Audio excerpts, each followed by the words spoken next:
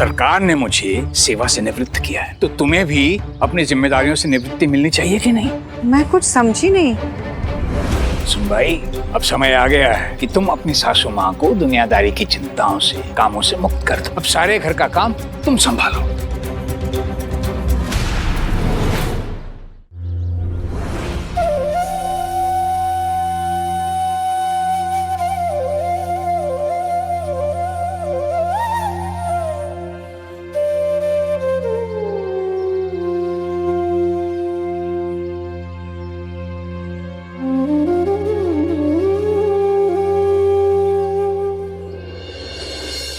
ये लो, पानी P low.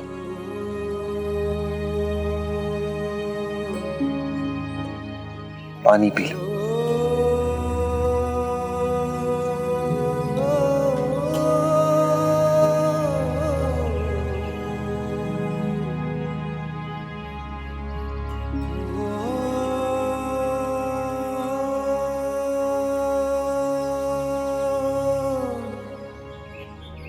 धन्यवाद साईं। बहुत थकी होगी, इतनी धूप में बाहर रहना तुम्हारी मुन्ने की सेहत के लिए नुकसानदेह होगा। थोड़ी देर द्वारका माई में बैठकर आराम कर लो। आओ मेरे साथ।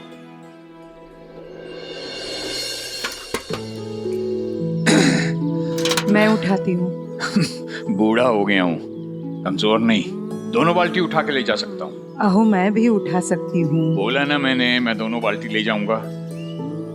ऐसा करते हैं, दोनों मिलके एक साथ इस बाल्टी को उठा के ले जाते हैं।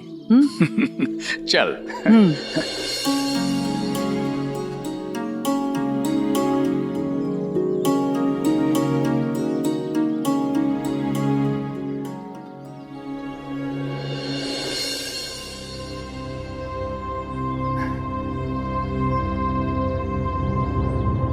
क्या हुआ? कुछ नहीं।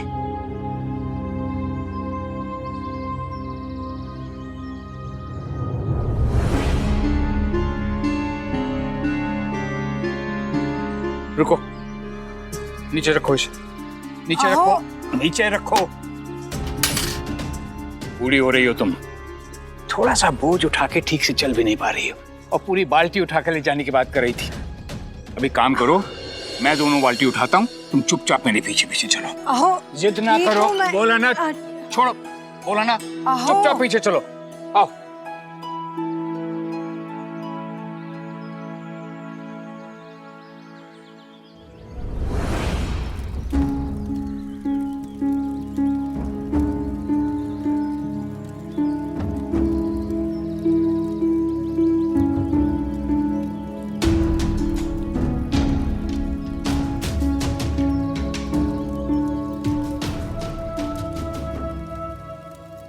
कौशल्या नाम है मेरा।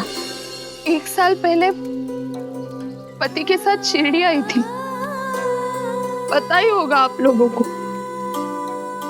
2 महीने पहले उनका स्वर्गवास हो गया है।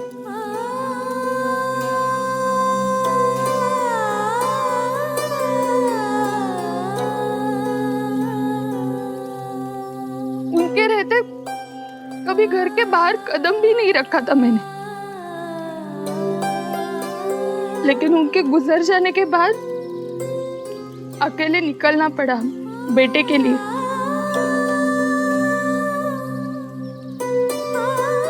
ताकि ये कभी भूखा ना रहे। मेहनत मजदूरी करके गुजारा चला रही हूँ अपने।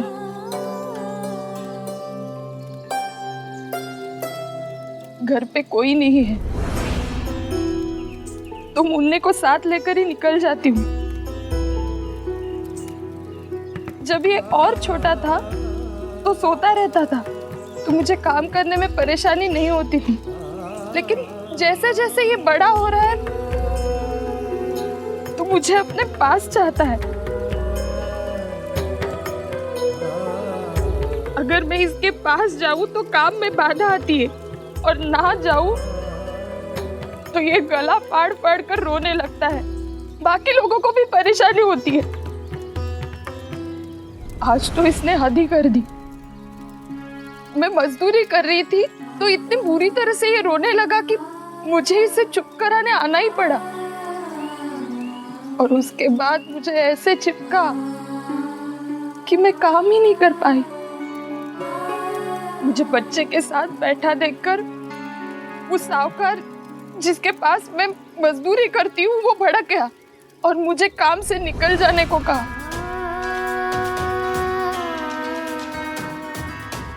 माँ हूँ, इसे रोता कैसे छोड़ूं? लेकिन काम भी तो जरूरी है। समझ नहीं आता आगे क्या होगा, भविष्य में कैसे काम करूंगी मैं, कैसे गुजारा होगा मेरा। साई, क्या हम कौशल्या की मदद नहीं कर सकते? इतने छोटे बच्चे को लेकर मजदूरी करना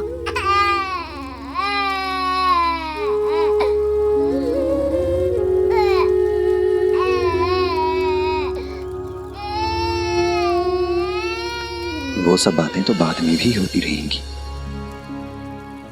पहले हम सब जिस काम से इकट्ठा हुए वो काम तो कर ले। भूखे पेट भजन नहीं होता। कौशल्या, क्या तुम खाना बनाने में हमारी मदद करोगी? तुम्हारे मुन्ने को संभालने के लिए यहाँ बहुत सारे बच्चे हैं। जरूर साई। हाँ काके, मुन्ने का ध्यान हम सब रखेंगे। क्यों छोटी डोली? हाँ दीदी।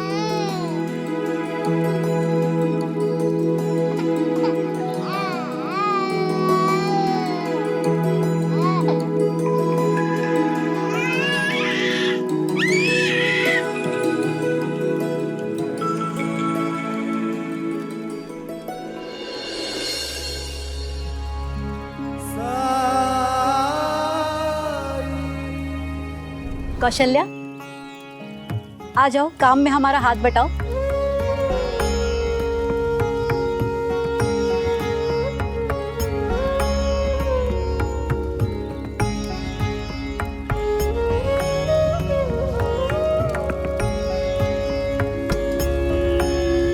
कौशल्या,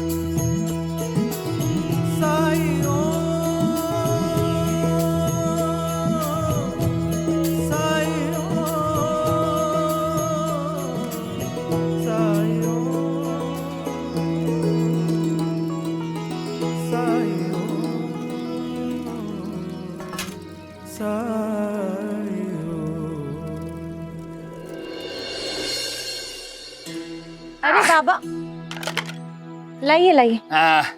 ये शांताराम को दो। हाँ।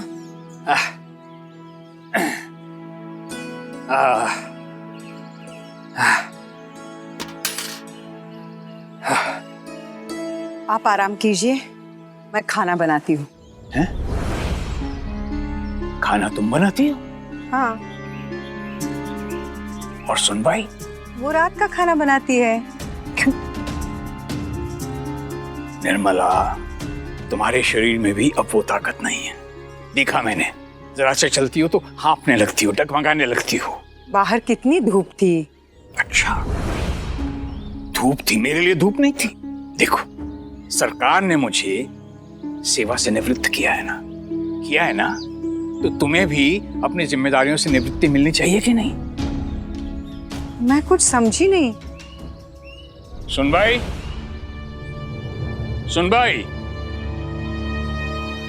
जी बाबा। तुमसे एक जरूरी बात करनी थी। जी कहिए। देखो, सरकार ने मुझे सेवा से निवृत्त कर दिया। अब मुझे आराम करना चाहिए कि नहीं?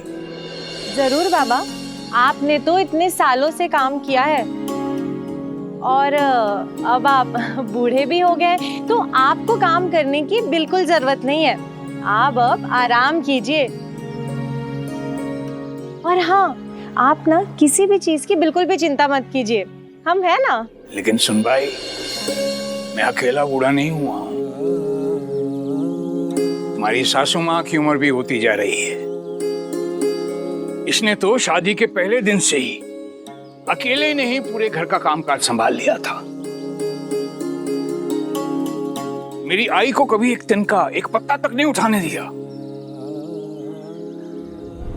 लेकिन सुन भाई, अब समय आ गया है कि तुम अपनी सासू माँ को दुनियादारी की चिंताओं से, कामों से मुक्त कर दो।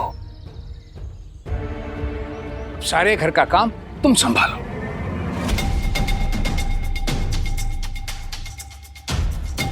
ये आप क्या कह रहे हैं? सुनबाई घर का सारा काम अकेली कैसे करेगी? अच्छा, अब समझा। नहीं, मैं बेकार में शांताराम और सुनबाई को दोषी समझता था कि वो तुम्हें इस उम्र में भी इतना काम करने देते हैं, लेकिन तुम उनकी सुनती नहीं होंगी। नहीं, अगर सुनबाई को आपत्ति होती तो वो कुछ बोलती, या अगर मैं कुछ गलत बोल रहा हूं तो वो कुछ बोलती। सबने काम किया है, तुमने किया है, मेरी आई ने किया है, कल कोई आनंद की दुल्हन घर में आएगी, वो भी यही करेगी। ये कोई नई रीत नहीं है जो मैं बना रहा हूं, सब करती आई हैं। पुण्य का काम है, शास्त्रों में लिखा गया है, बड़ों की सेवा करना पुण्य का काम है। तो तुम अपनी बहू सुनबाई को पुण्य से वंचित रखना चाहती हो? नहीं, सही नहीं है ये। क्यों सुनबाई? जी बाबा।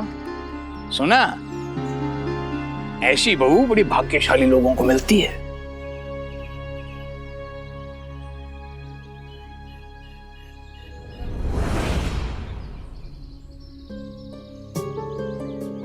एक तो वैसे भी फुर्सत नहीं मिलती थी, अब दिन का खाना भी बनाओ। यही हाल रहा तो सच में स्वर्ग के दर्शन हो जाएंगे।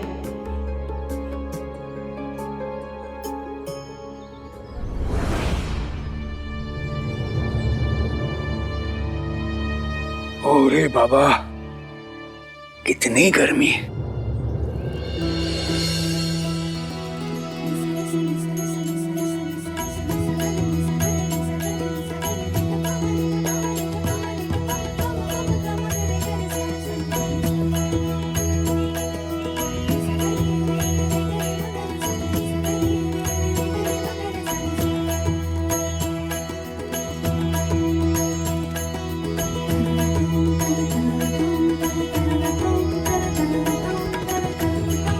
लो, जरा चख के बताओ।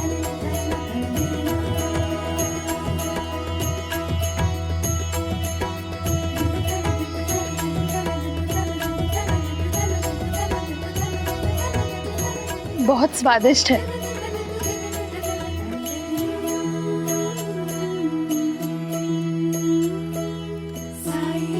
और अगर इसके साथ थोड़ा अचार होता तो जायका दोगुना हो जाता।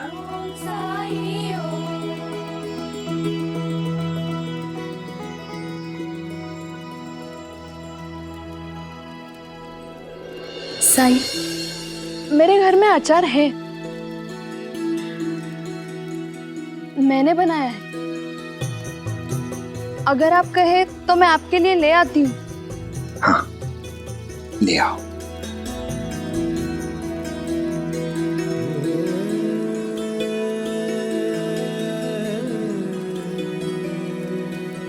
मुन्ना अभी बच्चों के साथ खेलने में व्यस्त है।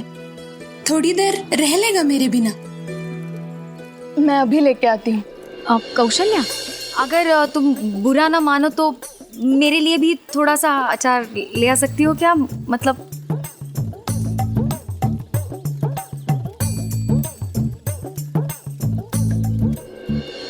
कौशल्या काकी, थोड़े से अचार से काम नहीं होने वाला, ढेर सारा अचार लाना पड़ेगा, क्योंकि आई जब अचार खाना शुरू करेगी ना तो किसी के लिए नहीं बचेगा।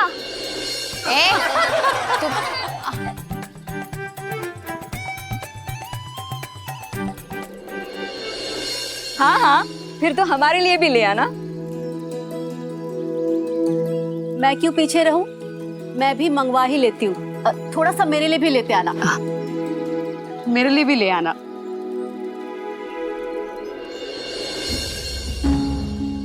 इतने सारे लोग अचार मंगवा रहे हैं, जबकि पैसों की कमी के कारण मैंने थोड़ा ही अचार डाला था।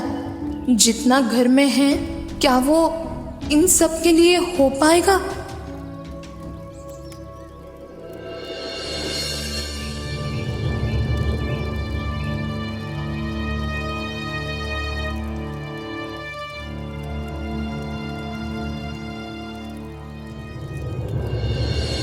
मन में साई के क्या है, कौन जान पाए।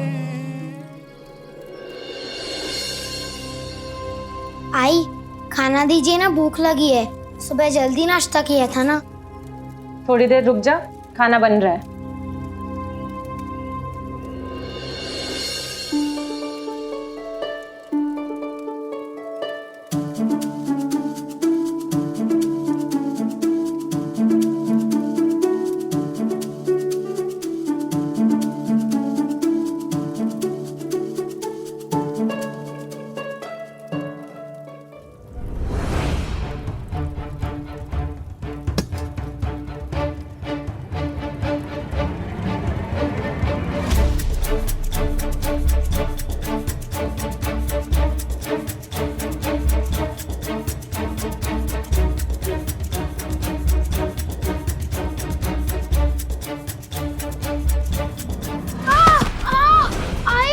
क्या हुआ?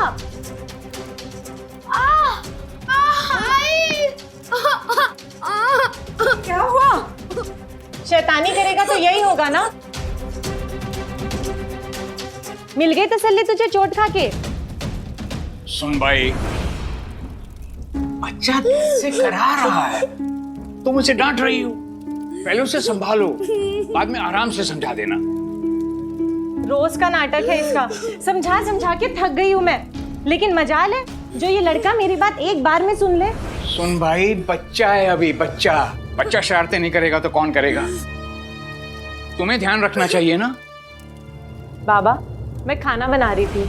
पता है मुझे, पर आनंद तुमसे ज्यादा दूर तो नहीं रहा होगा, तो तुम्हें ध्यान देना चाहिए ना। कोई भी काम करते समय सतर्क रहना चाहिए, सतर्क। शांताराम जब छोटा था, पता कितनी शरारतें करता था, कितना नटखट था। तुम्हारी सासू माँ काम करते वक्त एक आंख काम पे रखती थी तो दूसरी आंख शांताराम पर।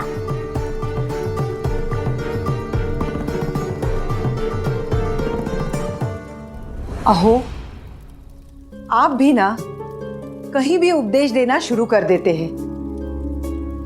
देखिए तो, सुनबाई काम कर रही है, उसे अपना काम करने दीजिए। आजा आनंद, चलिए हम बाहर जाके आनंद को संभालते हैं। आइए, चल बेटा।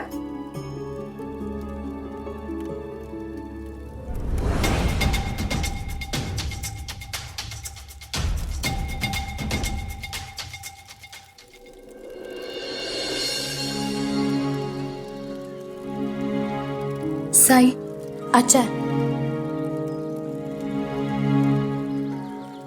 धन्यवाद। काकी, ये लीजिए आपका बेटा। लक्ष्मी, ये अचार सब में बांट लो। ठीक है साईं। आप भी बैठिए।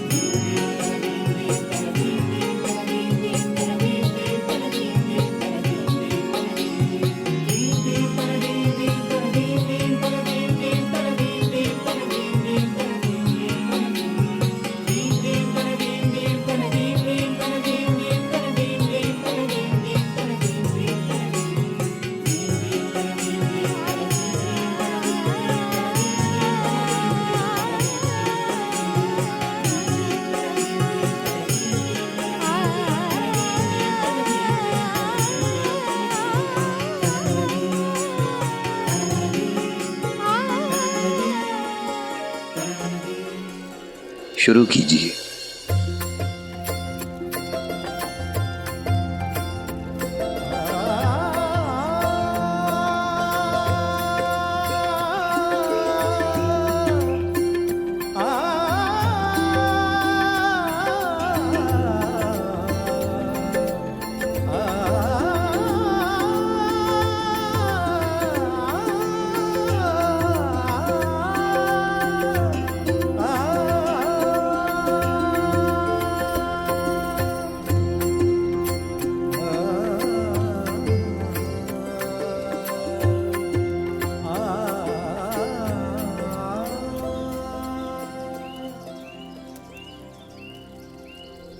लोग कहते हैं साईं सबकी मदद करते हैं। एक बार सब खा पी ले तो मैं भी साईं से कहूंगी कि वो मेरी मदद करे।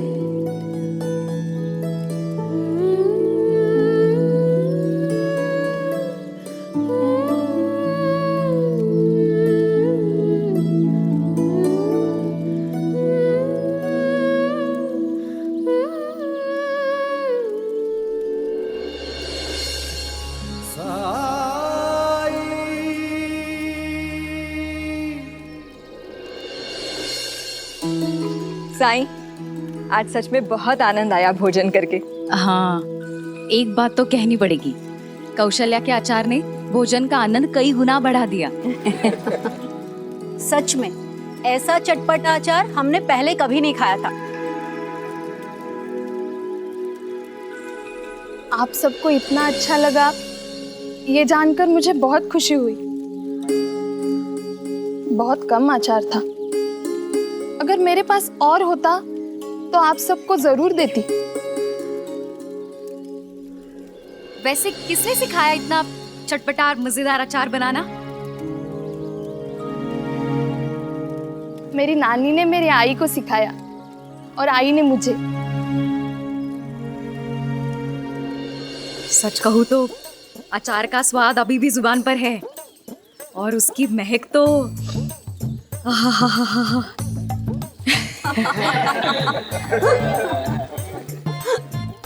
दरअसल मुझे खाने पीने का बहुत शौक है। वैसे क्या तुम मुझे बिल्कुल ऐसा ही अचार बनाकर दे सकती हो? हाँ?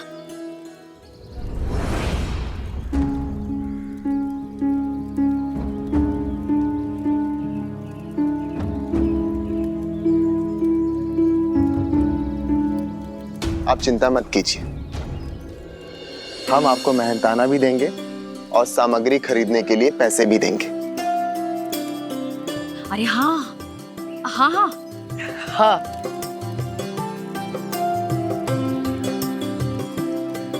अगर आप ज्यादा बना रही हैं तो कुछ मैं भी खरीद लूंगा। मैं आप सबके लिए बनाऊंगी।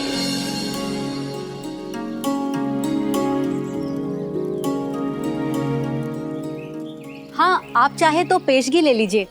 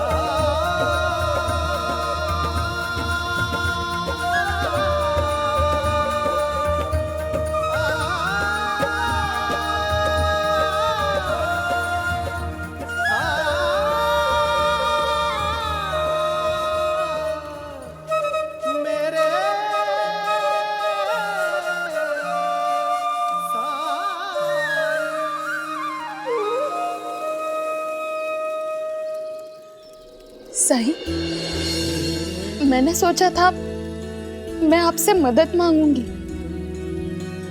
लेकिन मुझे पता ही नहीं था कि आप पहले से ही मेरी मदद कर रहे हैं।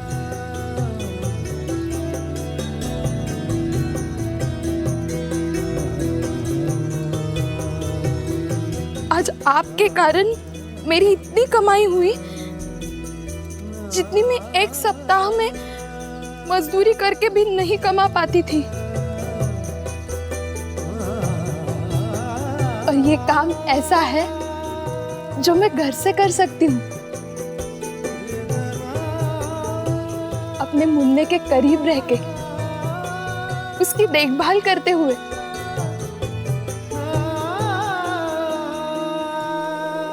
आपने मेरी सारी समस्याओं को हल कर दिया साई। मुझे समझ में नहीं आ रहा है मैं आपका धन्यवाद कैसे करूं। अपने कर्म को पूरी ईमानदारी और पूरी निष्ठा से करके हम सभी में कोई ना कोई प्रतिभा ऐसी जरूर होती है जिसका उपयोग करके हम अपना गुजारा अच्छी तरीके से खुशी खुशी कर सकते हैं। पर अक्सर हम अपनी उस प्रतिभा से अनजान होते हैं, अनभिज्ञ होते हैं हम, जैसे तुम्हें अपने हाथ के स्वाद का पता नहीं था और तुमने अपने इन हाथों को मजदूरी में लगा दिया। मैं ये नहीं कहता कि मजदूरी करना बुरी बात है, लेकिन तुम्हारे लिए मजदूरी करना अपनी कला को जाया करना है। अब तो राह मिल गई है ना। मैं बहुत मेहनत करूंगी साई, और अचार के साथ साथ ऐसी बहुत सारी चीजें हैं जो मैं स्वादिष्ट बना सकती हूँ, जैसे लड्डू, नमकीन। जब मैं आपको आपके अचार देने आऊंगी तब मेरे हाथ की बनी बाकी चीजें भी खिलाऊंगी, ताकि अच्छा लगने पर आपको वो सब भी बना के दे सकूं। अगर कोई भी परेशानी हो या किसी मदद की जरूरत हो तो हम में से किसी से भी संपर्क कर सकती हो। शिरडी में कोई भी औरत अकेली नहीं है और सबकी मदद के लिए साईं हैं ही। हाँ भाई साहब।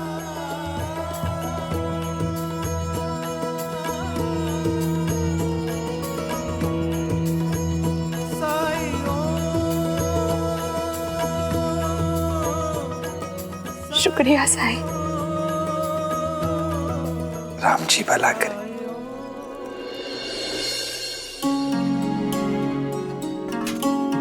बहू, आनंद भी खा रहा है, सब बैठे हैं, तो तुम भी खा लो साथ में। जी बाबा।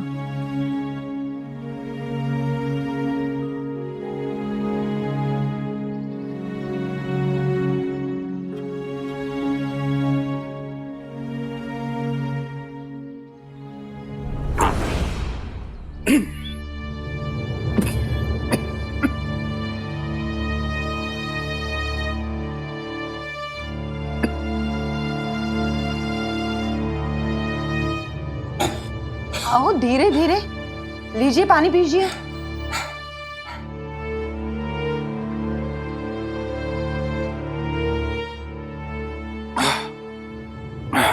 बहू, इतना तीखा खाना, इतना मसालेदार खाना पाचन के लिए अच्छा नहीं होता। और निर्मला, ये तुम्हारे और आनंद के लिए भी अच्छा नहीं है। आओ, कहाँ है मिर्च मसाला? खाना तो इतना बढ़िया बना है। देखिए आनंद को, कितने मजे से खाना खा रहा है। अगर तीखा होता तो सबसे पहले आनंद शिकायत करता।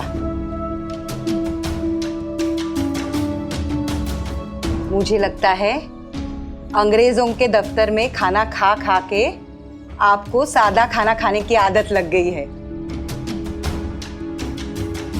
सुना है अंग्रेज लोग बिना तेल मसाले वाला बेस्वाद खाना खाते हैं, निर्मला, मैंने अंग्रेजों की नौकरी अवश्य की है, लेकिन मेरा आचार विचार, रहन सहन, खान पान सब हिंदुस्तानी था, हिंदुस्तानी। और मैं शुद्ध शाकाहारी सात्विक भोजन ही खाता था।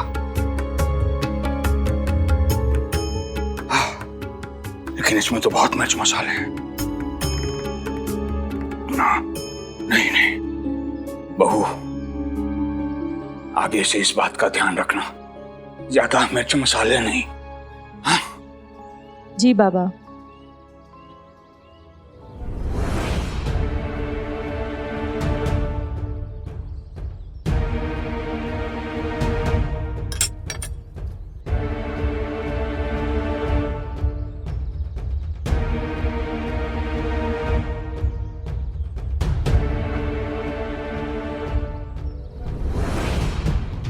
हर बात पे उपदेश, हर काम में कमी, जैसे मुझे कुछ आता ही नहीं।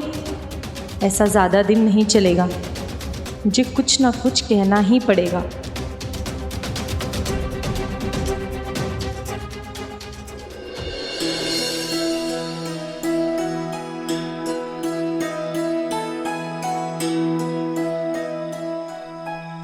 अरे शांताराम बेटा, आ गया तू?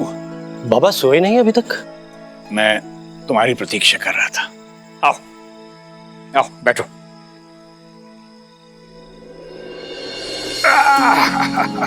क्या हुआ बाबा?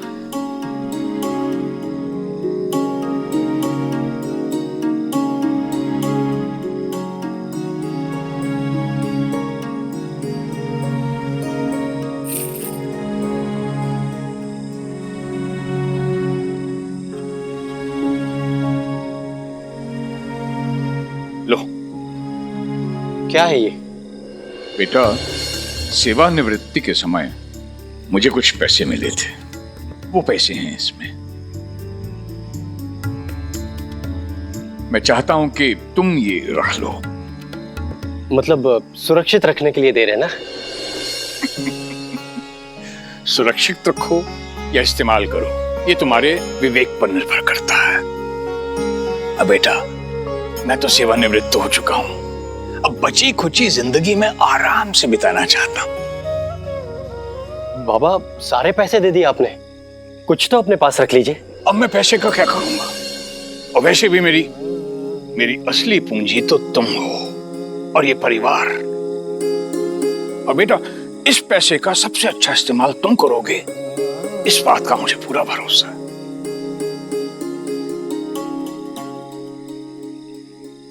बाबा, खुश रहो, खुश रहो। जा, अब आराम कर, थका हारा लौटा है। जी।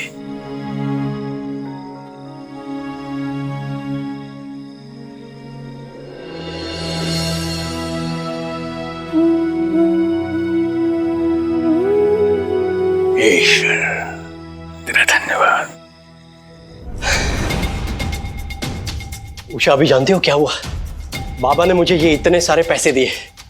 आप हाथ मुंह धो लीजिए, मैं खाना लगा देती हूँ।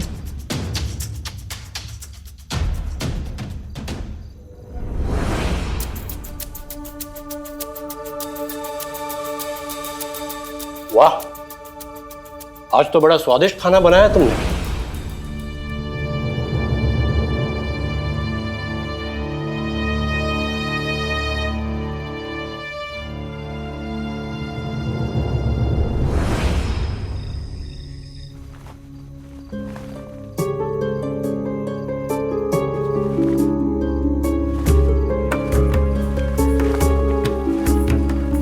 उषा, क्या हुआ? बहुत उखड़ी उखड़ी लग रही हो। सब ठीक है ना? सब ठीक नहीं भी है तो आपको उससे क्या मतलब है?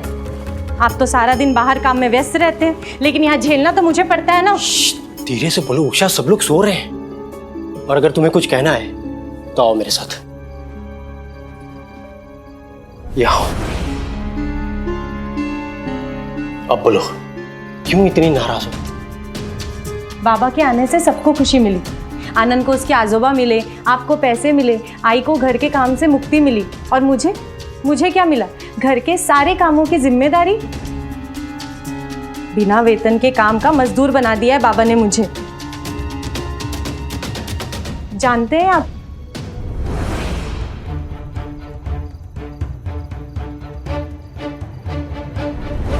लेकिन सुन भाई, अब समय आ गया है कि तुम अपनी सासू मां को दुनियादारी की चिंताओं से, कामों से मुक्त कर दो।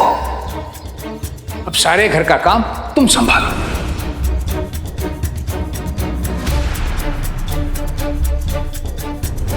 इतना मसालेदार खाना पाचन के लिए अच्छा नहीं होता। और निर्मला, ये तुम्हारे और आनंद के लिए भी अच्छा नहीं है। आप बताइए क्या कमी थी खाने में? आपने तारीफ की कि मैंने खाना बहुत अच्छा बनाया, और घर के सारे काम मैं अकेले क्यों करूं? आज तक तो सब ठीक था। मैं और आई काम आधा आधा बांट लिया करते थे, जिससे मुझे थोड़ा आराम मिल जाया करता था। मैंने आई पे कभी काम का बोझ तो नहीं डाला ना, तो आज ये सब क्यों? एक बात बताइए, आपको बहू चाहिए थी या नौकरानी? जानते हैं आप, सुबह से एक पल का भी आराम नहीं मिला है मुझे, और बाबा के सुबह सुबह पूजा करने के चक्कर में मेरी नींद भी पूरी नहीं हो पाई थी।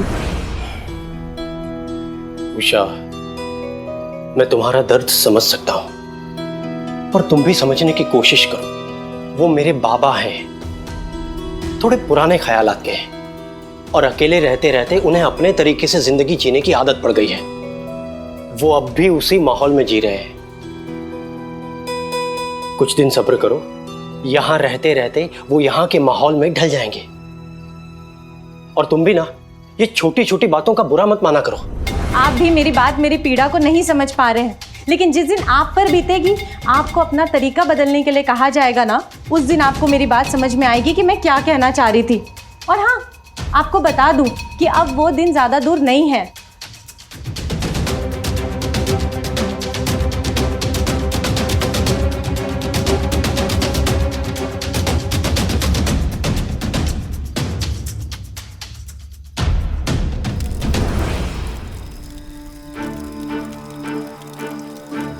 अब सेवानिवृत्त हो चुका हूं, तो बहुत सालों के बाद अपने गांव शिरडी लौटा हूं, ताकि अपने परिवार के साथ बची कुछ जिंदगी बिता सकूं।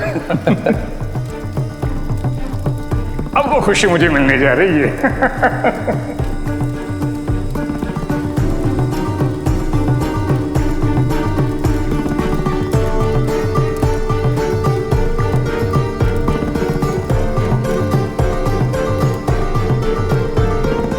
एकनाथ जी, जीवन में नौकरी से, पेशे से सेवानिवृत्त होना संभव है, लेकिन जब तक जीवन है, सेवा से निवृत्त कहां हुआ जा सकता है? जीवन तो सेवा का, मेहनत का, चलते रहने का दूसरा नाम है। जीवन का हर नया दौर नई ऊर्जा, नई चुनौतियां, नई निराशाएं, नई उपलब्धियां लेकर आता है। और अगर कुछ महत्वपूर्ण है तो वो है अपनी सकारात्मकता, अपनी ऊर्जा को बनाए रखना, खासकर तब जब परिस्थितियां आपके अनुकूल ना हो।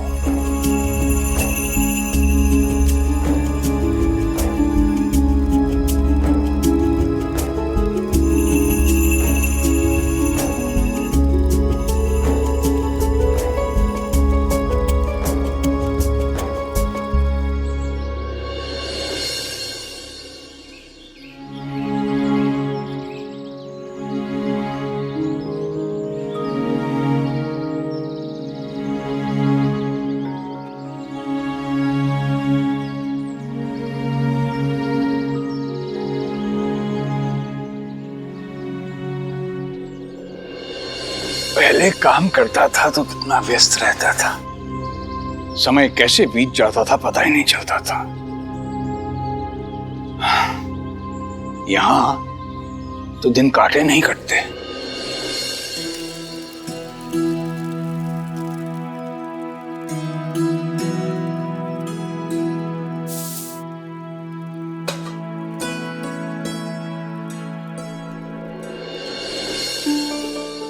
की मेरी पढ़ाई पूरी।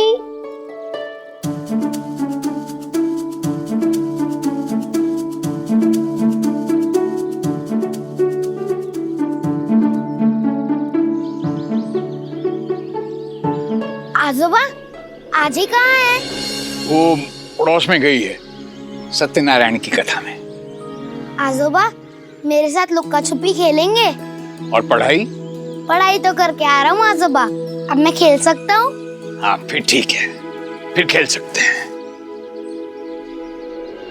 मैं 10 तक गिनती गिनूंगा, तब तक छुप जाना, ठीक है? चल शुरू करते हैं। 1 2 3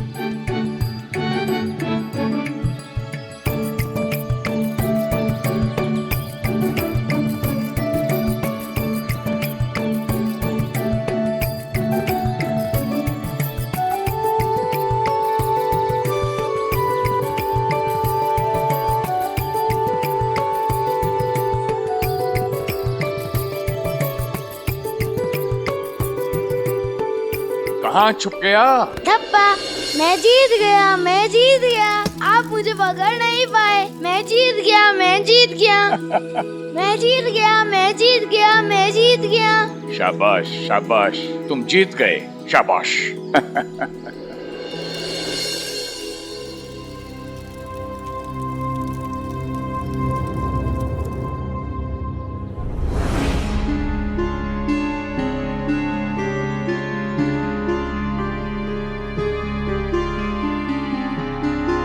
आजोबा अब आप छुपिए। आनंद, क्या हो रहा है यहाँ? हाँ, तुम्हें पढ़ाई करने के लिए बैठाया था ना?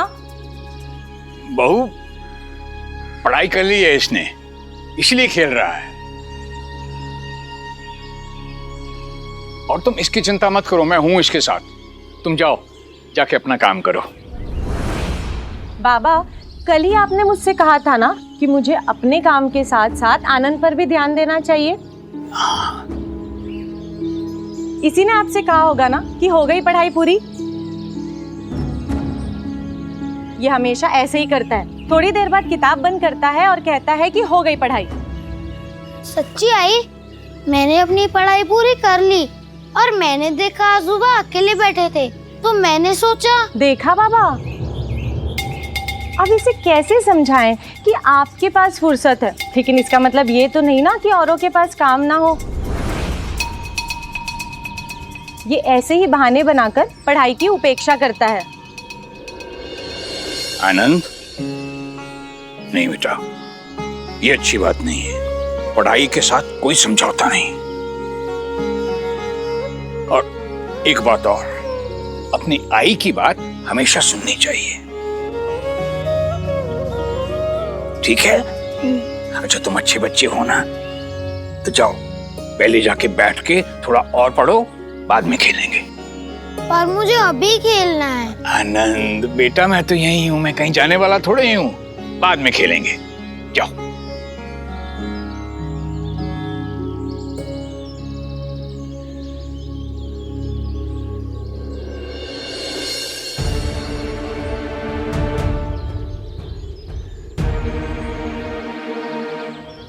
दो एकम दो,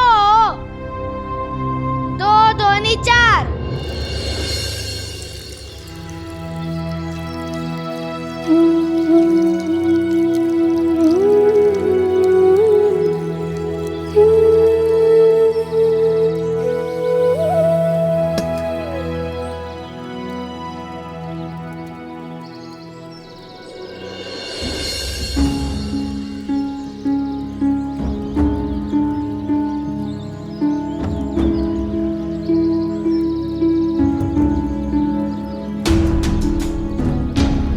साई,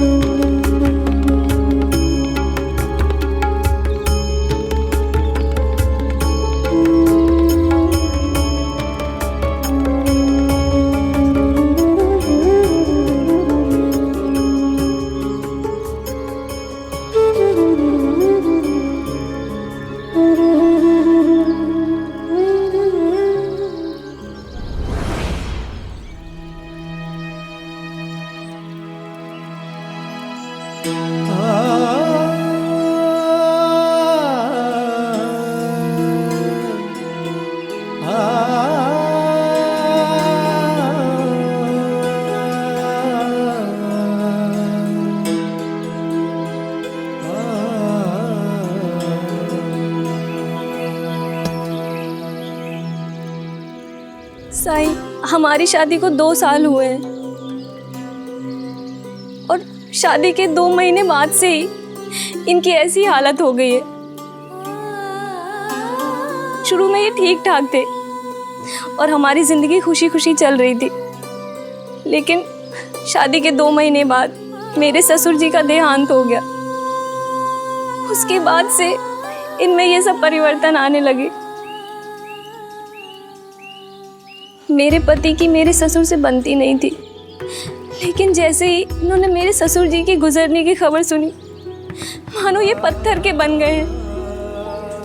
उनकी मृत्यु के बाद धीरे धीरे इन्होंने घर से निकलना ही छोड़ दिया, लोगों से बात करना बंद कर दिया और कुछ महीने बाद खाना पीना सब बेकार हो गया। मैं इन्हें जबरदस्ती खिलाती हूँ, तब थोड़ा बहुत खाते हैं। रात में चैन से सो नहीं पाते हैं। इनके इलाज में सारी जमा पूंजी खत्म हो गई है। अब हमारी ऐसी हालत हो गई है कि हमारे पास जीने तक का कोई साधन नहीं बचा है।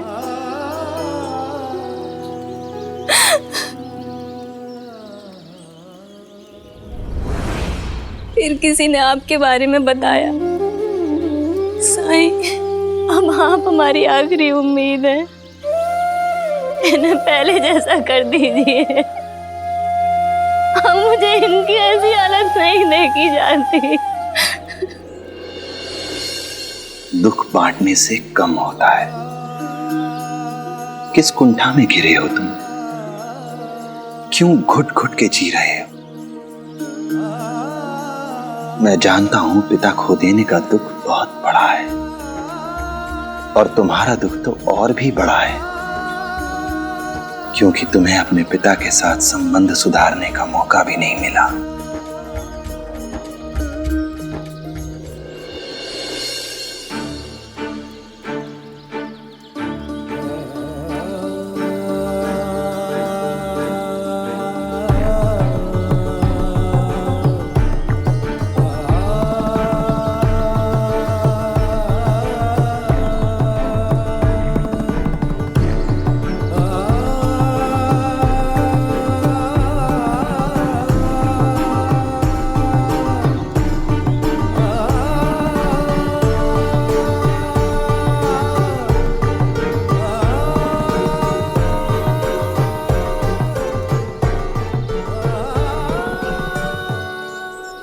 साईं, मैं इनके ठीक होने की उम्मीद रखूं ना, वो भी हार दूं। इनका इलाज यहां नहीं हो पाएगा।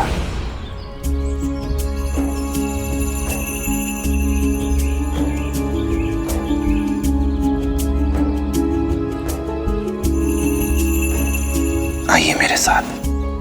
कहाँ साईं?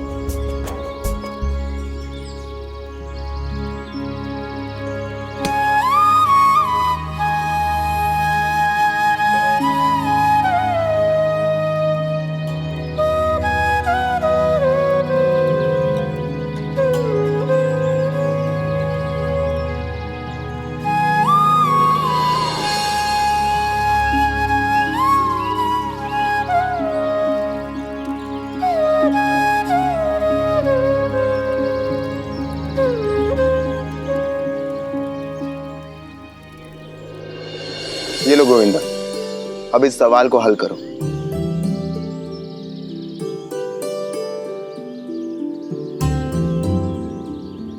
और कितना पढ़ाएंगे बाबा? पढ़ना और ज्ञान प्राप्त करना तो जीवन भर चलता रहता है गोविंदा। और फिर गणित, इसका जितना अभ्यास हो और जितना सवाल हल करो, उतना ही दिमाग और खुलता है।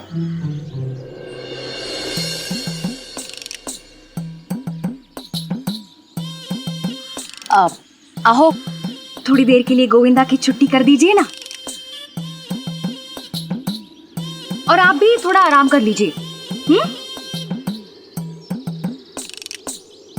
आम खाइए, बहुत मीठा है। खा गोविंदा। अभी नहीं चीऊ, पहले ये खुद से इस सवाल को जब तक हल नहीं करता तब तक ना यह कुछ खाएगा और ना ही पिएगा। आपको पता है, पूरी कक्षा में सबसे कमजोर विद्यार्थी है ये गणित में। श्रीकांत जी।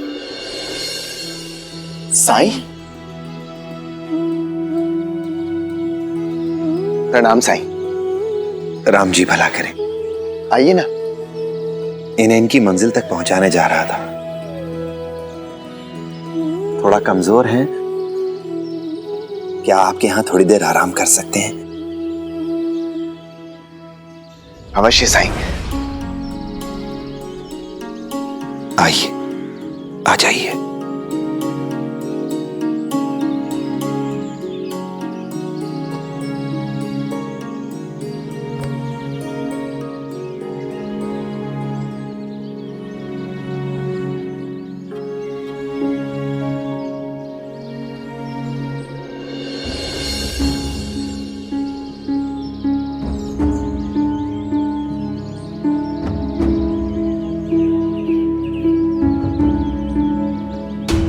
मैं पिला दूंगी।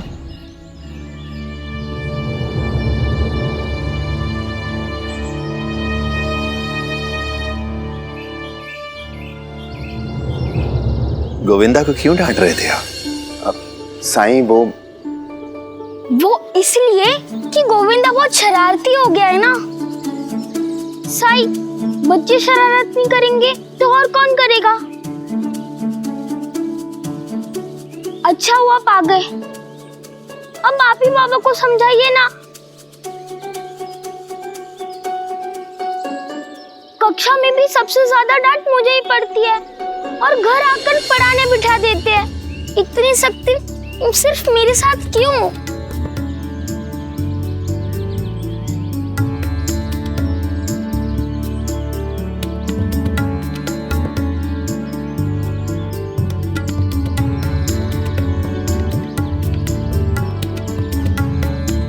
उद्धव के बाबा भी तो अध्यापक है, लेकिन वो इनके तरह खड़ूस नहीं है। बाबा, अगर हर समय पढ़ते रहूंगा तो मुझे कैसे समझ आएगा? छोटा सा तो दिमाग है मेरा।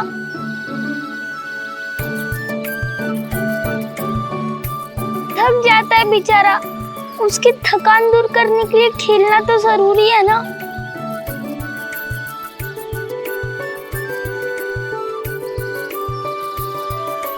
इसकी बातें सुन रहे हैं साईं आप? दिमाग इसके पास बहुत है, लेकिन कभी भी अपने दिमाग का इस्तेमाल पढ़ाई में नहीं करता।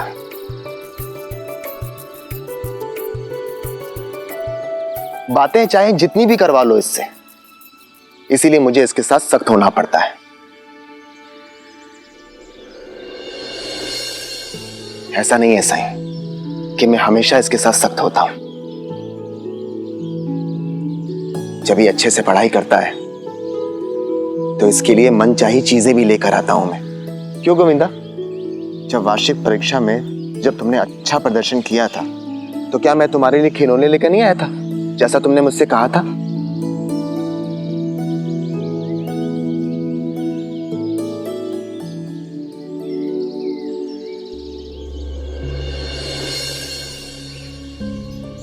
शैतान, पढ़ने के लिए कहा था ना तुझे, और तू यहाँ पे रस्सी कूद रहा है, वो भी अपनी माँ की साड़ी से।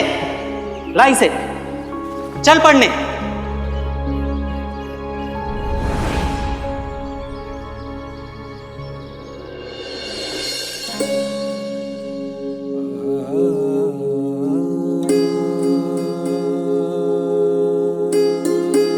बेटा, ये देखो मैं तुम्हारे लिए क्या लेके आया।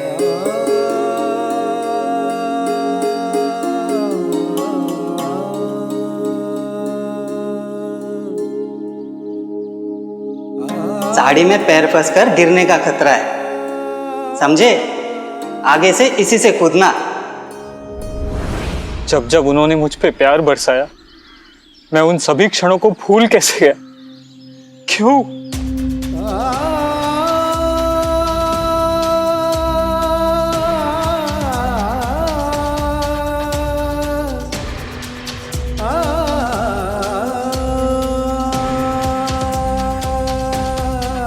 साईं, इन्हें क्या हो गया? पुराना जख्म है।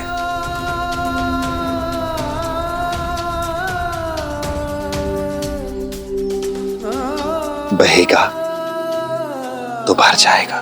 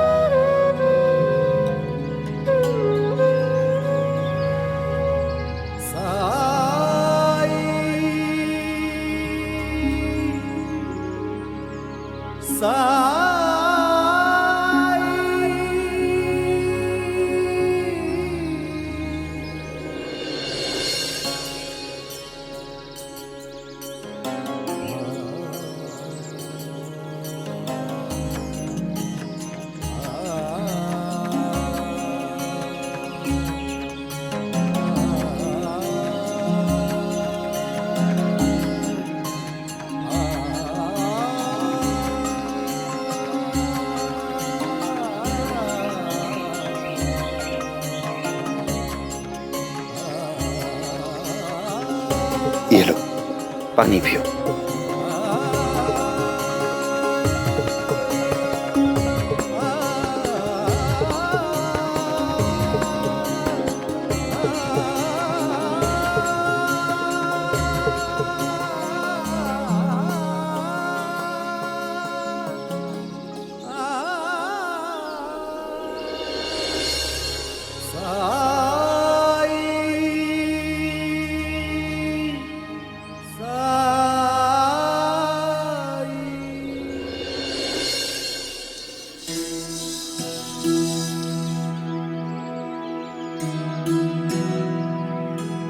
ये पढ़ी हुई किताबें और कितनी बार पढ़ूं?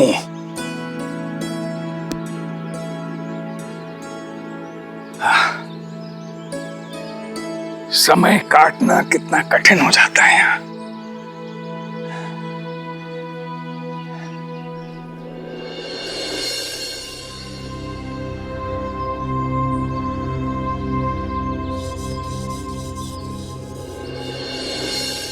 बहू, घर में थोड़ी इमली होगी ना?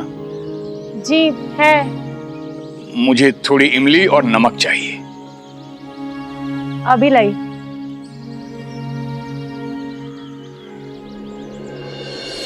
कुछ भी शांति से करने नहीं देते। अब पता नहीं क्या करेंगे इमली और नमक का।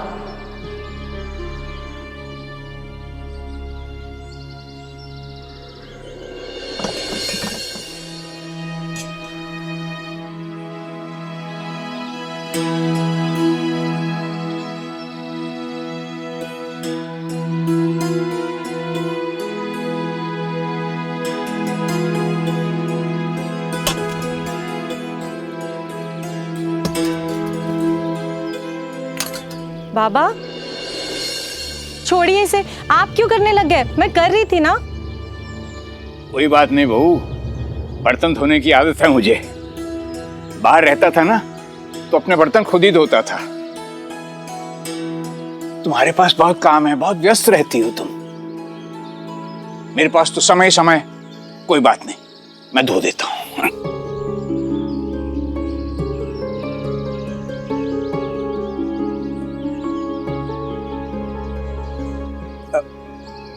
बहू, ये इमली और नमक यहाँ रख दो। रख दो।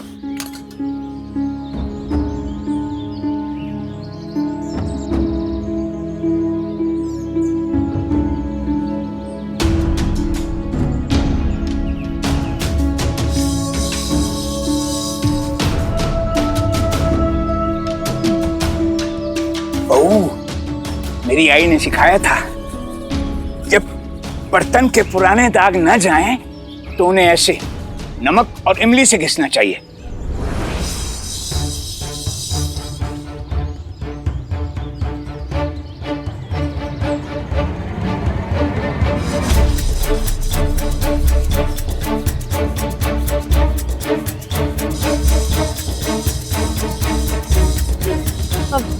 समझ गई बाबा, मैं अब कर लूंगी, आप छोड़िए इसे। कोई बात नहीं बहू, खाली तो बैठा था, मैं धो देता हूं, तुम तब तक बाकी के काम कर लो।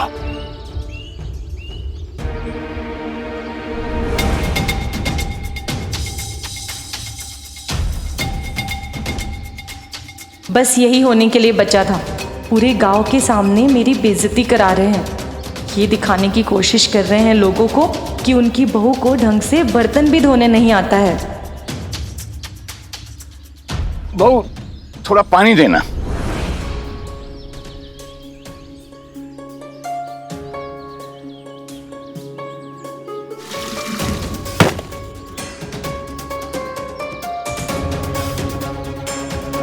बहू आराम से, चोट लग जाएगी।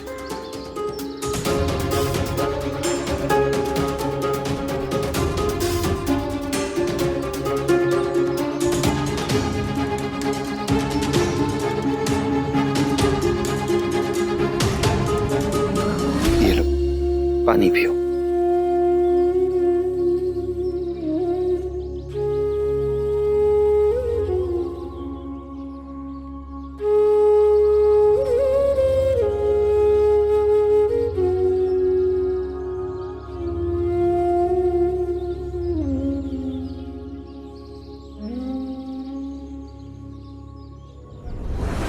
बहुत अभागा हूं साई। मेरे बाबा बहुत सख्त स्वभाव के थे, लेकिन इसमें कोई संदेह नहीं कि वो मुझसे बहुत प्यार करते थे। वो हमेशा मुझे अनुशासित देखना चाहते थे कि यही बात मुझे ना बचपन में समझ आई ना जवानी में। उनका लगातार टोकना, उनका बार बार ये कहना कि मैं जो कुछ कह रहा हूं तेरे भले के लिए कह रहा हूं, मुझे अच्छा नहीं लगता था। उनके और मेरे विचारों के बीच दूरियां बढ़ती गई। जैसे जैसे बड़ा हुआ, मैं बचपन की तरह चुप नहीं रहता था। छोटी सी छोटी बात पे उनसे बहस करता था, लड़ लेता था। आप यकीन नहीं करेंगे साई, हमारी आखिरी कहासुनी खाने को लेकर हुई थी, वो भी किसी की शादी में। उन्होंने मुझे जल्दी जल्दी खाने को कहा, वो भी सैकड़ों लोगों के सामने। उस दिन मुझे एहसास हो गया कि मैं चाहे कितना भी बड़ा हो जाऊं, ये मुझसे ऐसा ही बर्ताव करते रहेंगे।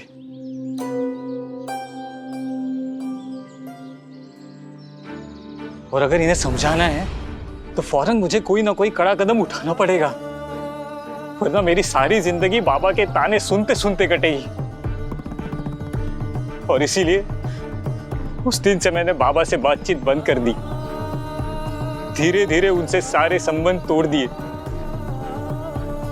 मेरे अंदर की नफरत, मेरा गुस्सा, बाबा को सबक सिखाने का फितूर, सारा किसी नशे की तरह सर चढ़कर बोल रहा था। अपने जिद पर मैं ऐसे अड़ा रहा कि लगभग 5 सालों तक मैंने बाबा से बात नहीं की। हालांकि उन्होंने कई बार कोशिश की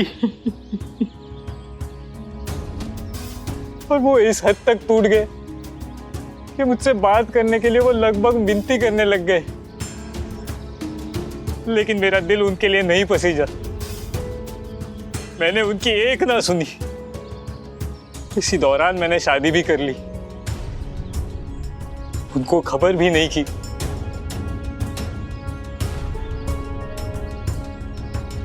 इस तरह से आमंत्रित नहीं किया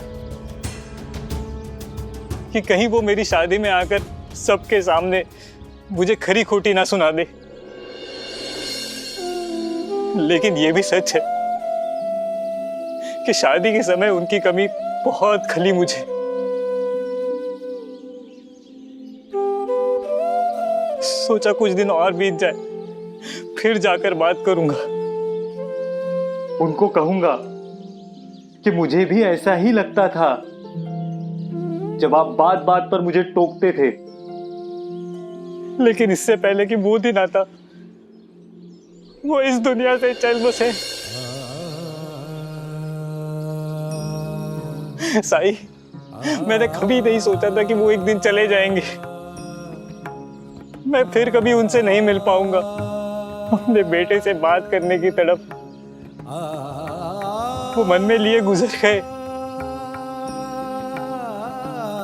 और वो बेटा बहुत जिद्दी था, बहुत स्वार्थी था, अपने पिता को सबक सिखाना चाहता था। अपने पिता के प्रेम को मैं नहीं समझ पाया सही, नहीं समझ पाया। उन्हें माफ नहीं कर पाया साई। उषा, जरा बाहर आओ, देखो कौन आया तुमसे मिलने। आओ चंद्रमणि, आओ जयंत, बैठो।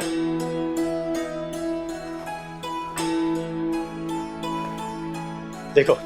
नमस्ते, आप बैठिए, मैं नाश्ता लेकर आती हूँ। कौन आया है मिलने? मैं भी मिलूं? बाबा, ये मेरे दोस्त हैं, चंद्रमणि, जयंत, और ये मेरे बाबा हैं। सेवानिवृत्त होकर अभी अभी गांव लौटे हैं। नमस्ते। नमस्ते। नमस्ते। बैठो बैठो बैठो। हाँ।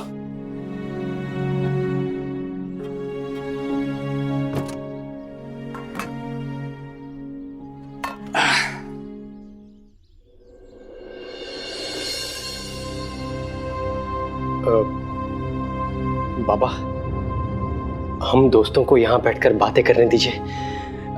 आप अंदर जाकर आराम से बैठिए। ठीक है, तुम लोग बातें करो।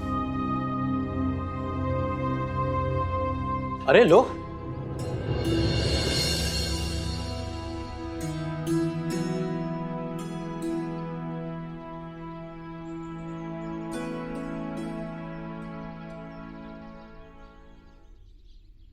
वहिनी रुकिए, मैं आपके काम की चीजें लेकर आया हूँ। कुछ दिन पहले मैंने बर्तनों का व्यापार शुरू किया है।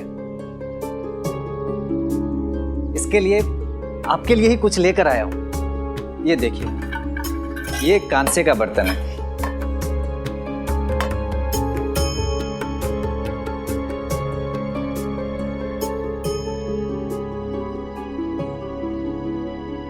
अरे वाह, ये तो बहुत सुंदर है। महंगा होगा ना? नहीं बहनी, बस 2 रुपये का है। ये 1 रुपया का और ये 8 आने का है।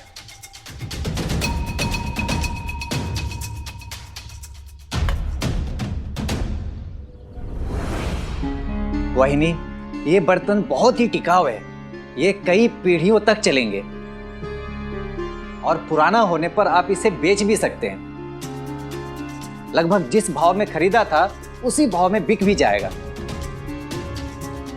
वहिनी, मैं अपने घर में यही सारे बर्तन इस्तेमाल करता हूँ और आप भी अपने रसोई में यही बर्तन इस्तेमाल करना शुरू कर दीजिए। समझ लीजिए, हर बर्तन के पीछे कुछ ना कुछ कम कर ही दूंगा। आहो, ले लेते हैं ना ये बर्तन।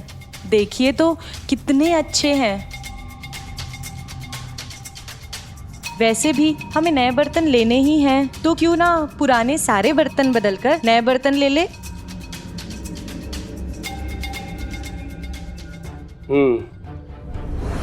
सलाह तुम्हारी अच्छी लग रही है मुझे।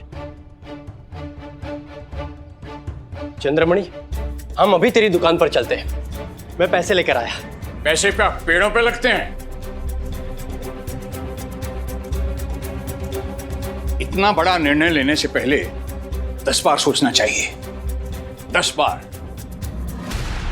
और सारे बर्तन बदलने की क्या जरूरत है? पुराने बर्तनों में क्या खराबी है? बहू, फिजूल खर्ची अच्छी बात नहीं है। भविष्य के बारे में सोचना चाहिए। आनंद के भविष्य के बारे में सोचो। पैसे बचाओ। हाथ में 4 पैसे होते हैं तो बुद्धि भी ठीक काम करती है। कहा था ना, वो दिन दूर नहीं, कल मेरी बारी थी, आज आपकी बारी है सुनने की। और तुम बेटा, मुझे खुशी है कि तुमने नया कारोबार शुरू किया है, बहुत तरक्की कर रहे हो। लेकिन दोस्तों को गुमराह करना अच्छी बात नहीं।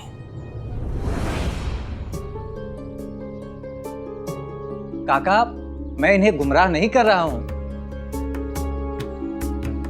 बेटा, दुनिया देखी है मैंने, अंग्रेजों के साथ काम किया है, महंगे से महंगे शहर में रहा हूं, बंबई में भी रहा हूं, लेकिन इतने महंगे कांसे के बर्तन मैंने कहीं नहीं देखे।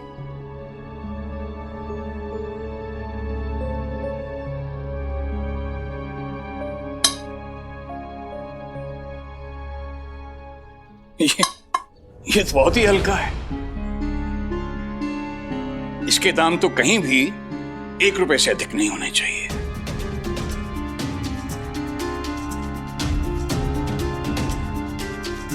इसके बाप को तो बर्तनों का असली दाम भी पता है। यहां मेरी दाल गलने वाली नहीं, अपनी इज्जत बचाकर निकल लेने में ही समझदारी है। मतलब आप ये कह रहे हैं कि मैं आपके बेटों को मूर्ख बना रहा हूं? नहीं नहीं बेटा, मैं केवल इतना कह रहा हूं कि इसका दाम 1 रुपए से अधिक नहीं होना चाहिए।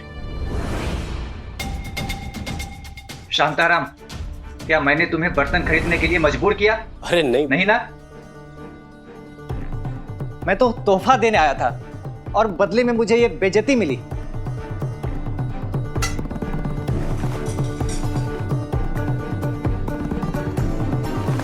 शांताराम, इससे पहले कि तुम्हारे बाबा मुझे भी कुछ कहें, हम चलते हैं। अपनी इज्जत सबको प्यारी है।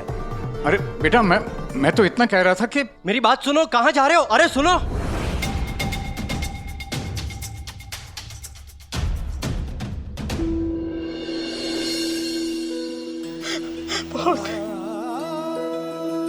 जिंदगी में देर कभी नहीं होती है। ये तुम्हें लगता है कि वो बहुत दूर चले गए हैं, लेकिन सच ये नहीं है। ये अब क्या कह रहे हैं सही? अब कैसे माफी मांग सकता हूं मैं उनसे? अपनी आंखें बंद करो, बुलाओ अपने बाबा को, मन ही मन पुकारो उन्हें। बाबा, बाबा।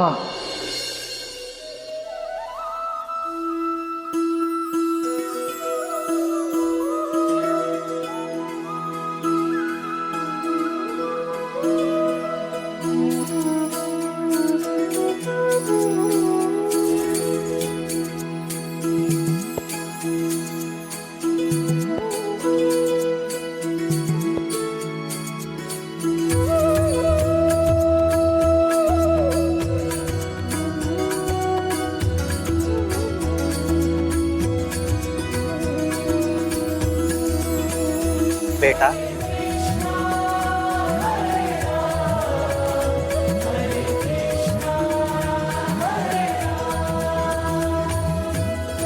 बाबा,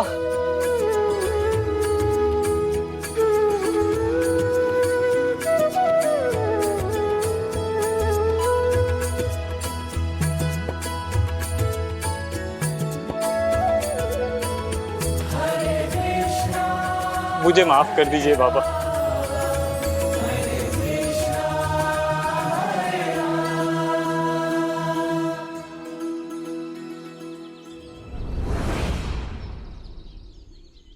मैंने आपको बहुत कष्ट दिया है, मैं अपने इस पाप का प्रायश्चित कैसे करूं? बेटा, मैं अपनी जिंदगी जी चुका, अब तुम अपना जीवन क्यों बर्बाद कर रहे हो?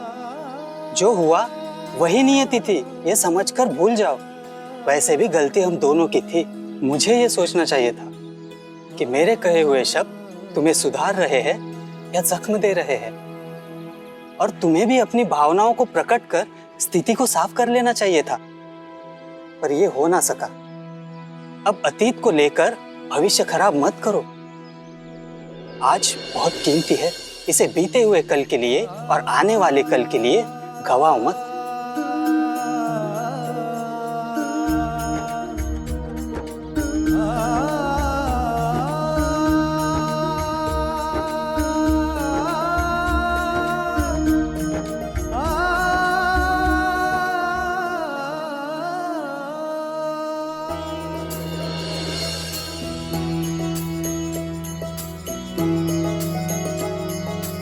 मैं अभी अभी अपने बाबा से मिला, मैंने उनसे बात की। मुझे विश्वास नहीं हो रहा। मैंने जो अनुभव किया वो मैं ही जानता हूं। और मैं ये भी जानता हूं साईं कि आपके आशीर्वाद के बिना ये संभव नहीं था। मन हल्का हो गया साईं। ऐसा लग रहा है जैसे किसी ने जख्मों पे दवा लगा रही हो।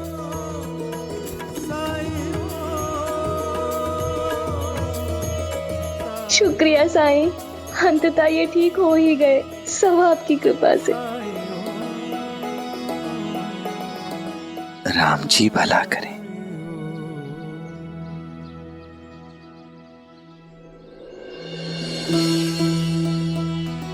चलते हैं साईं।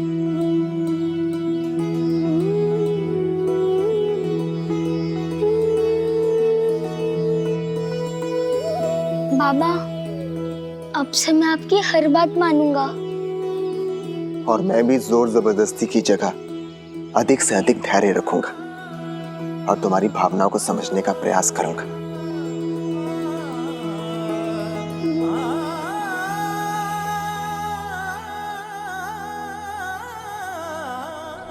वात्सल्य एक तपस्या है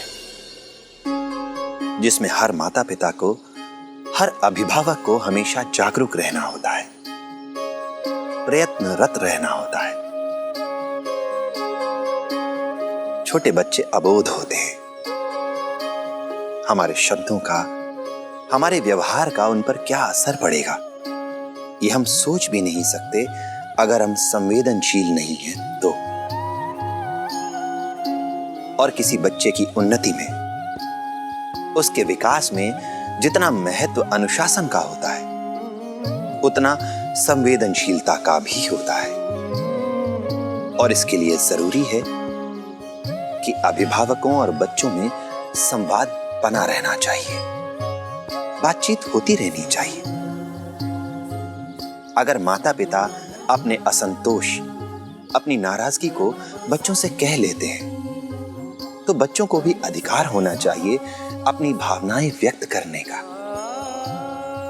क्योंकि जहां संवाद नहीं होता वहां विवाद होना तय है। अगर आप बच्चों की बात को सुनेंगे, उन्हें समझेंगे, तो वो भी आपकी बात को सुनेंगे, समझेंगे वो भी। अगर आप उनका सम्मान करेंगे तो वो भी आपका सम्मान करेंगे। मतलब ये कि आप जैसा उदाहरण प्रस्तुत करेंगे, बच्चे वैसे ही बनेंगे।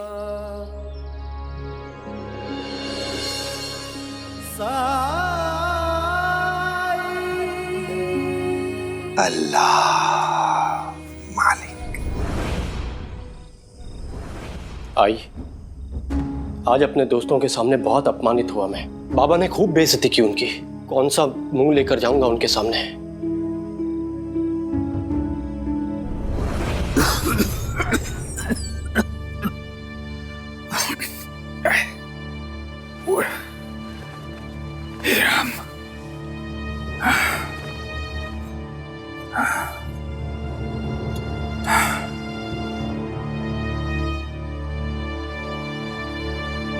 बाबा बात बात में टोकते हैं, कभी नहीं सोचते कि वो क्या कह रहे हैं या फिर क्या कर रहे हैं। आज तो गांव वालों के सामने वो बर्तन मांजने लगे।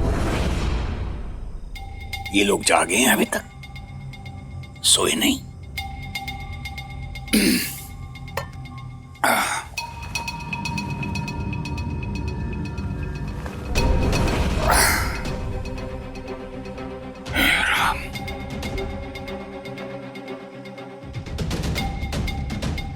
माना कि बाबा बरसों बाद आए हैं, उनके लिए हम बच्चे ही हैं। लेकिन आई, हम इतने भी छोटे बच्चे नहीं हैं कि हमें सही गलत की समझ नहीं।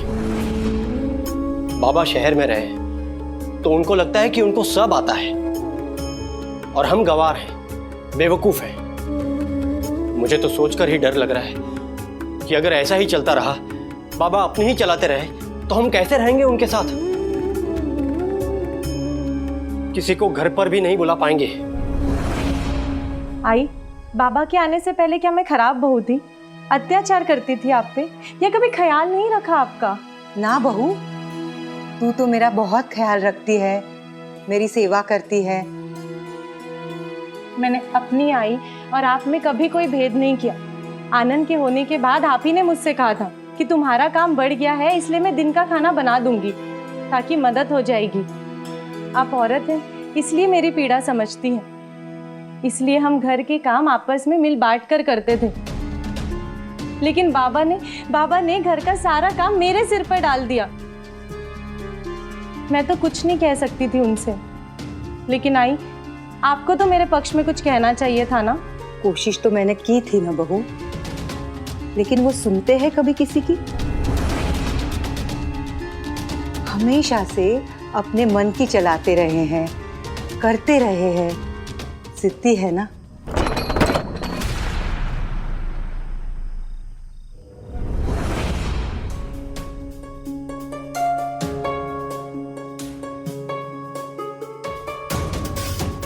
सच निर्मला,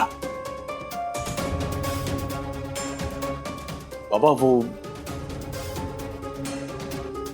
सुना, सब सुना मैंने।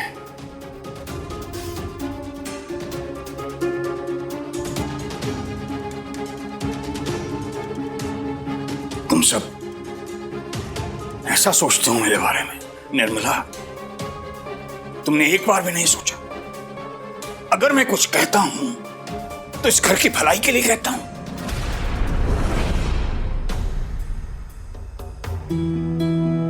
मैंने तुम्हारे पैसे बचाने की कोशिश की, क्या गलत किया?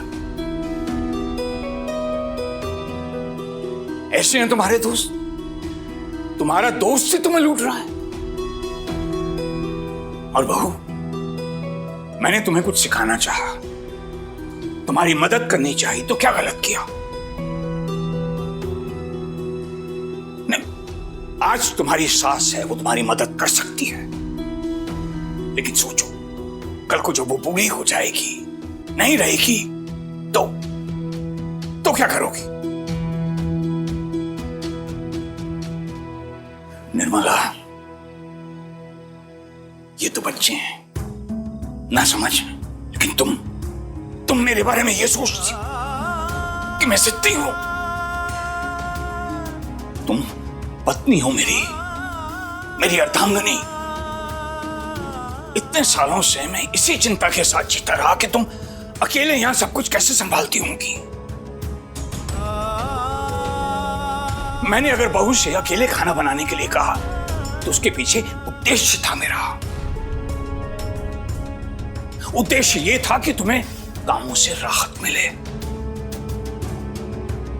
मैं हमेशा तुम्हारे आराम के बारे में सोचता रहा और तुम सोचती हो कि मैं जिद्दी हूं, हमेशा अपने मन की करता आया हूं और करता हूं।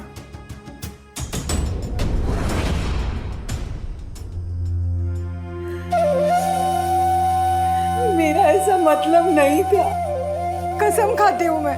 निर्मला, मैंने जो समझा, जो सुना, उसे तुम्हारी कसम भी झुठला नहीं सकती। लोग अक्सर मुंह पे झूठ बोलते हैं। तुम लोग मेरी पीठ पीछे बात कर रहे थे और समझते थे कि वही सच है।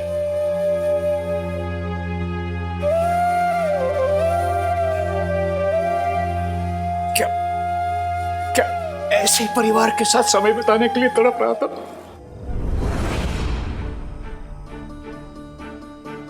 एक रात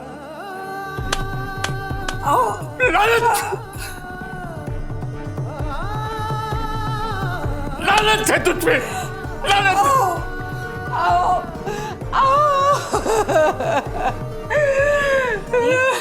आप चुप हो जाइए, परेशान मत होइए, सब ठीक हो जाएगा। आई बाबा अभी गुस्से में है, वो कुछ नहीं सुनेंगे। हम उनसे सुबह बात करेंगे। आई शांत हो जाओ।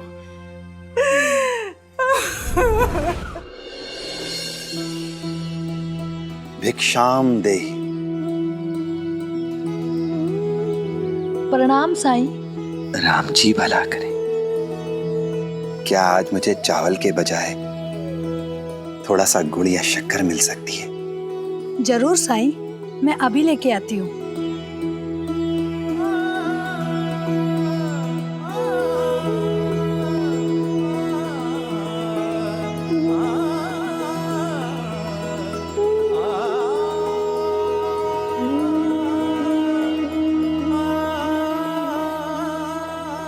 राम जी भला करे। मन में साई के क्या है कौन जान पाए। ओम साई ओम साई ओम साई ओम।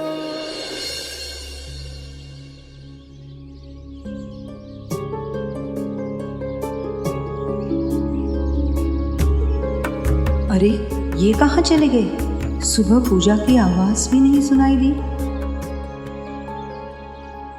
शांताराम, शांताराम, बेटा उठ जा, बेटा।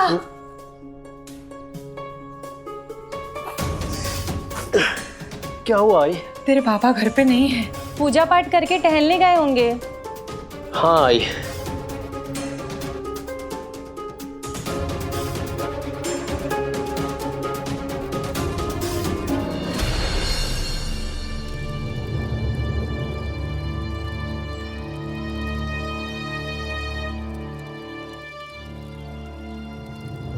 अरे सुनो। हाँ कहिए। ये साईं अंदर नहीं है, आप बता सकते हैं कहाँ मिलेंगे? कहना मुश्किल है, या तो वो किसी के घर भिक्षा मांगने गए होंगे या किसी की मदद कर रहे होंगे।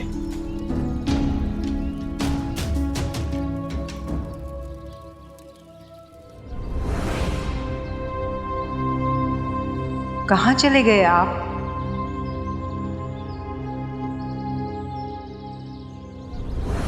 उषा कहाँ है? मेरे खाने का डिब्बा, देर हो रही है। जी अभी लाई।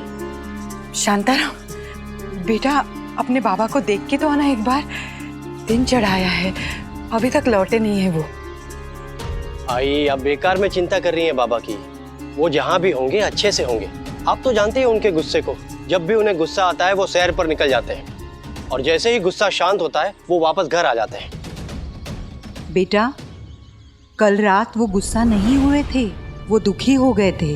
उन्हें बुरा लगा था, इसीलिए चिंता हो रही है। आई मैंने कहा ना, चिंता छोड़िए, आ जाएंगे वो। बाबा है वो तुम्हारे, एक बार उन्हें ढूंढना तुम्हारा फर्ज नहीं है? आई मुझे काम से जाना है, मुझे देर हो रही है। और आपको अगर इतनी ज्यादा चिंता हो रही है तो आप ढूंढ के लेके आइए। शिरडी है ही कितनी बड़ी। शांताराम, बाबा है वो तुम्हारे। बस कीजिए आई, ये बाबा बाबा, और मैं क्यों करूं उनकी चिंता? क्या वो बच्चे हैं, उनमें समझ नहीं है? आई अगर उनको हमारी इतनी फिक्र होती तो हमें बता कर जाते कि कहाँ जा रहे हैं। गए होंगे किसी को उपदेश देने, टोकने, ताना मारने।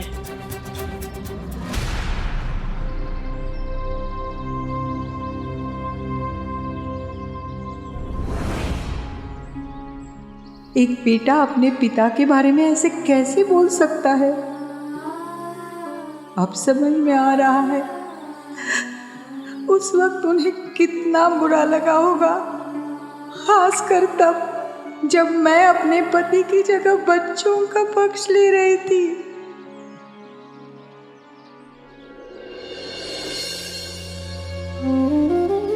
आजी रोते नहीं।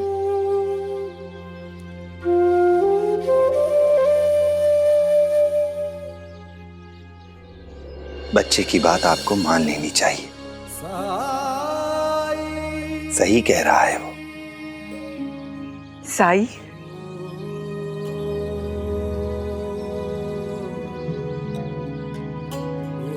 अच्छा हो गया आप आ गए। देखिए ना, आनंद के आजोबा पता नहीं कहाँ चले गए हैं। श्रद्धा, सबूरी रखिए, चिंता मत करिए, मेरे साथ चलिए। कहाँ साई?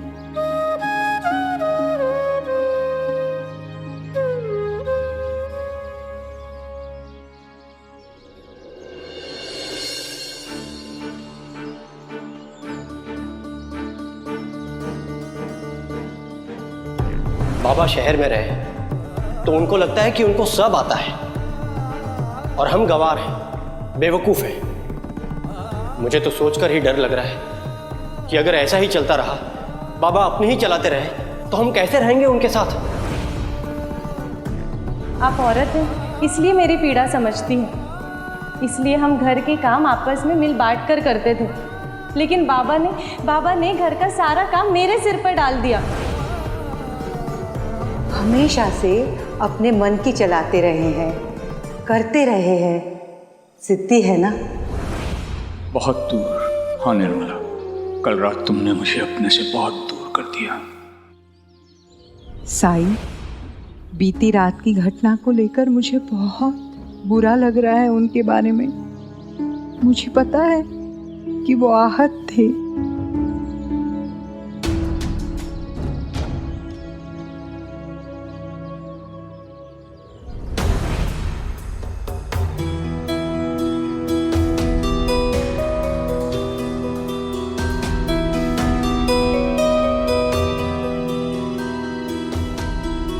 आप यहाँ हैं?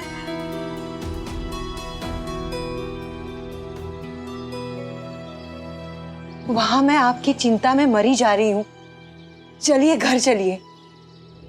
घर? कैसा घर? जिस घर के भलाई के बारे में सोचना, वहां रहने वालों के हितों के बारे में सोचना, उस सोचने वाले को भी बुरा समझा जाता। बच्चों को कुछ समझाना, उनके निजी जीवन में हस्तक्षेप करना हो गया। तुम मेरी पत्नी, तुम्हें हर सुख दुख में मेरा साथ देना चाहिए। तुमने अपने बेटे और बहू के सामने मेरी बुराई की। ऐसे घर में क्या जाना, क्या रहना, जहां किसी को मेरी जरूरत नहीं, मेरा कोई महत्व नहीं, मेरा कोई सम्मान नहीं।